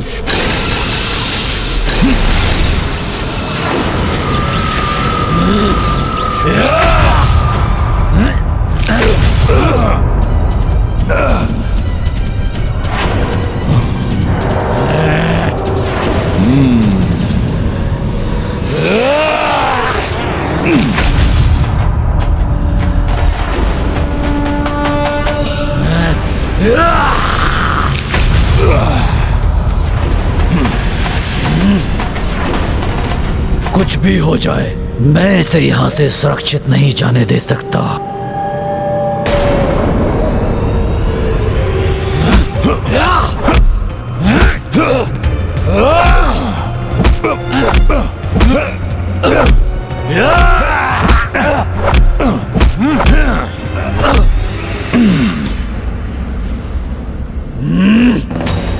मैं इस पर कैसा भी प्रहार करूं, ये अपने कवच से उसे रोक लेगा।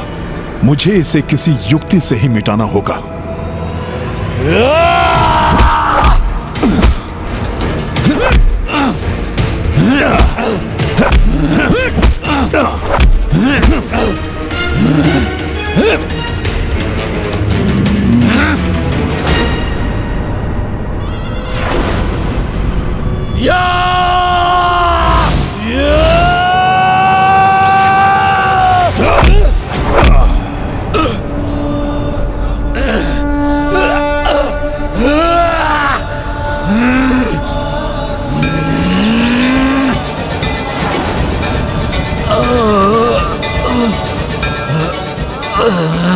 हुआ असुर, प्रतीत होता है तुम तो आहत हो गए। आओ, वार करो मुझ पर।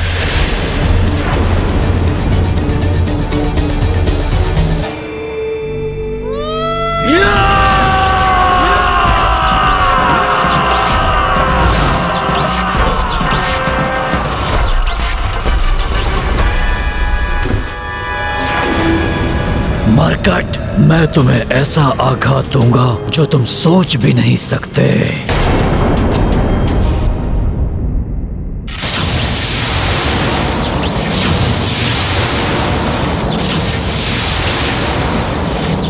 यदि तुम सोच रहे हो कि मैं रुक जाऊंगा तो तुम उचित सोच रहे हो, परंतु तब तक नहीं जब तक मैं अपने उद्देश्य में सफल न हो जाऊं।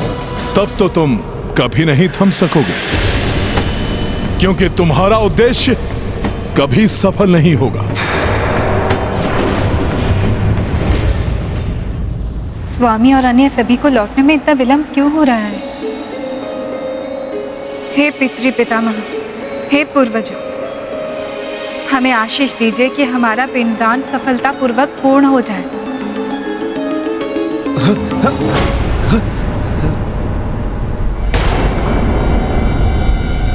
ये कैसा भूकंपन?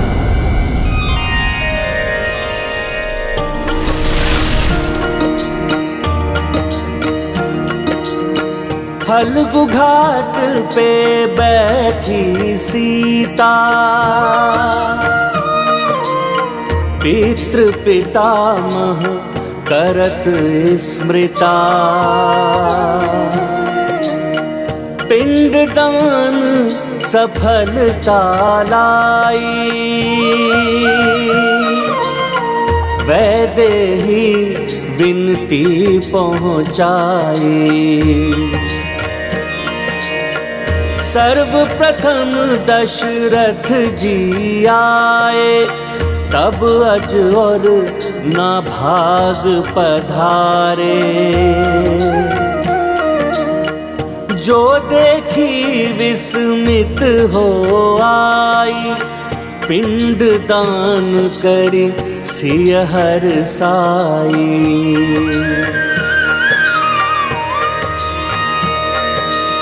प्रतीत होता है हमारे पूर्वजों ने हमारी पूजा और पिंडदान को स्वीकार कर लिया है, इसलिए स्वामी के लौटने से पूर्व ही विष्णुपाद पूजा की तैयारी कर लेनी चाहिए।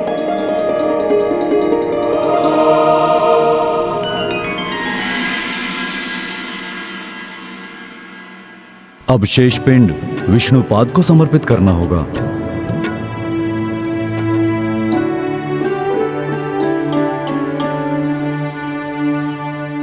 विष्णुपाद पूजा पूर्ण हुए बिना पिंडदान संपन्न नहीं होगा। उसमें व्यवधान डालकर हम अपना कार्य पूर्ण कर लेंगे।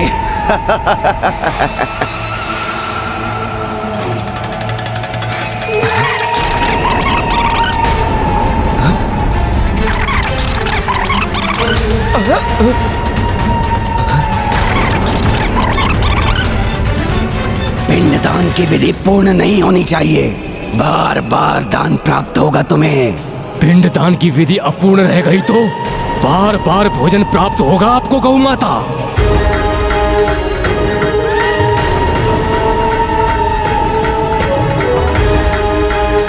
जिन प्रभु श्री राम के दर्शन सुख का लाभ उठाने आप यहाँ खड़ी हैं, पिंडदान असफल हुआ तो पुनः प्राप्त हो सकेंगे उनके दर्शन। तब मन भरकर उनके दर्शन कर सकेंगी आप। मेरी चतुराई से तुम अनभिज्ञ हो मरकट, वो भारी पड़ेगी तुम पर। तुम सोचते रह जाओगे कि तुमने मुझे रोक लिया है और मेरा कार्य तो पूर्ण हो चुका होगा। कोई हानि नहीं पहुंचा सकते तुम मुझे। या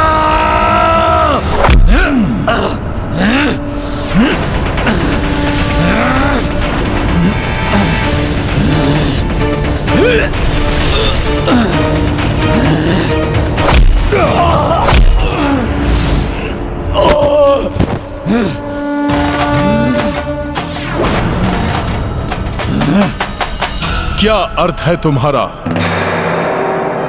कैसे पूर्ण होगा तुम्हारा ये कपट कार्य?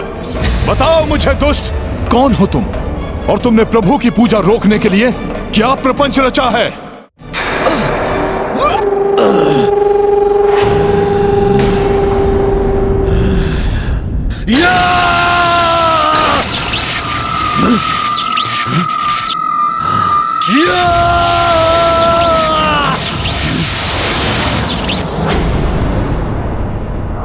ये कैसे संभव है? जिस प्रकार तुम अपनी शक्ति को पुनर्जागृत करने में असफल हो रहे हो, उसी प्रकार तुम अपने उद्देश्य में भी कभी सफल नहीं हो सकोगे।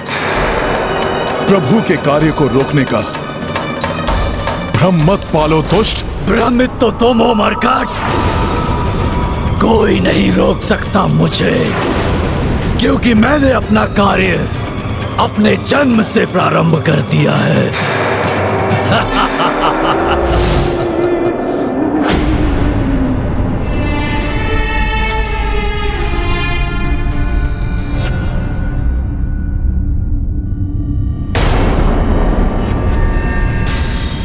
कैसा अनर्थ है ये?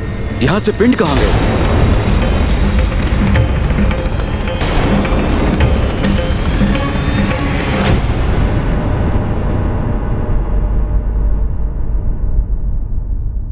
उन्हें तो स्वयं पूर्वजों के हाथों ने स्वीकारा है गुरुवर। पूर्वजों के हाथों ने? जब आप सभी को लौटने में विलंब हुआ तो मैंने पूर्वजों से प्रार्थना की। तभी पृथ्वी से पूर्वजों के एक एक कर हाथ उत्पन्न हुए और उन्होंने अपना अपना पिंड ले लिया। अर्थात हमारे पूर्वज हमारी पूजा से इतने प्रसन्न हुए कि उन्होंने स्वयं आकर अपना पिंड स्वीकार कर लिया। दुष्ट असुर, क्या किया है तुमने? बताओ मुझे। मेरे होते हुए तुम अपने उद्देश्य में कभी सफल नहीं हो सकते। तुम ठीक कहते हो हनुमान। तुम्हारी शक्ति अतुलनीय है। तुम्हारा शरीर और साहस दोनों वज्र के समान है। मैं तुम्हारी वीरता और शक्ति का प्रशंसक पूर्व में भी था और अब भी हूं। मेरी प्रशंसा कर मुझे भटकाने का प्रयास मत करो। कहो, क्या है तुम्हारा उद्देश्य? बोले मत बनो हनुमान। एक असुर का उद्देश्य क्या होता है इतना भी नहीं जानते। तो सुनो, पाप और अधर्म का विस्तार करना चाहता हूं मैं। परंतु उस उद्देश्य में तो असुर कभी सफल नहीं होते और तुम भी नहीं होगे। हाँ, पूर्व काल में ऐसा ही होता आया है हनुमान, परंतु अब नहीं होगा, क्योंकि इस बार हम राक्षसों ने सभी की सोच पर आक्रमण किया है, क्योंकि वो पुण्य को पाप और पाप को पुण्य समझने लगे हैं। क्योंकि शीघ्र ही अधर्म की सोच की ये दीमक धर्म की सोच को चाटकर मिटा देगी। कदापि नहीं। प्रभु श्री राम का धर्मराज ही इस संसार में स्थापित होगा। भ्रम में डूबे हो तुम हनुमान। कुछ ज्ञात नहीं है तुम्हें। समस्त संसार में असुर राज का विस्तार हो चुका है, जो शीघ्र ही अधर्म बन अयोध्या में विस्तृत होगा और उसका प्रारंभ गया से होगा।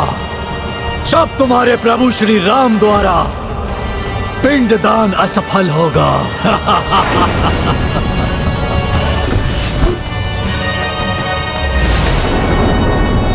किंतु मैंने तो ऐसा कुछ नहीं देखा। पता नहीं माता क्या कह रही हैं।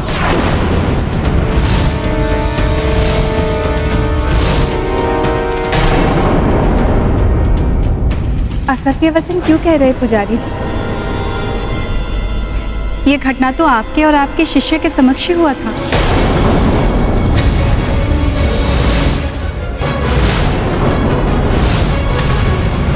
आप ही नहीं, गौ माता भी उपस्थित थी।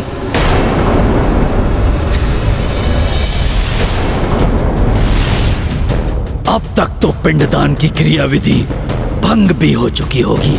मेरे सहयोगी इस मरकट की अनुपस्थिति में अपना कार्य कर चुके और ये मरकट कुछ भी नहीं कर सका। मेरी अनुपस्थिति में कहीं मेरे प्रभु की पूजा में कोई विघ्न तो नहीं उत्पन्न किया इस अधर्मी ने? यदि ऐसा हुआ तो अनर्थ ही हो जाएगा। माता फल्गुनी, आप भी तो साक्षी हैं।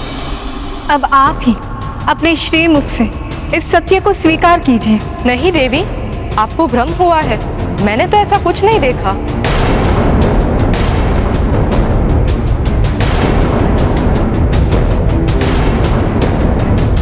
क्या हुआ है आप सभी को? आप सब इस सत्य को स्वीकार क्यों नहीं कर रहे?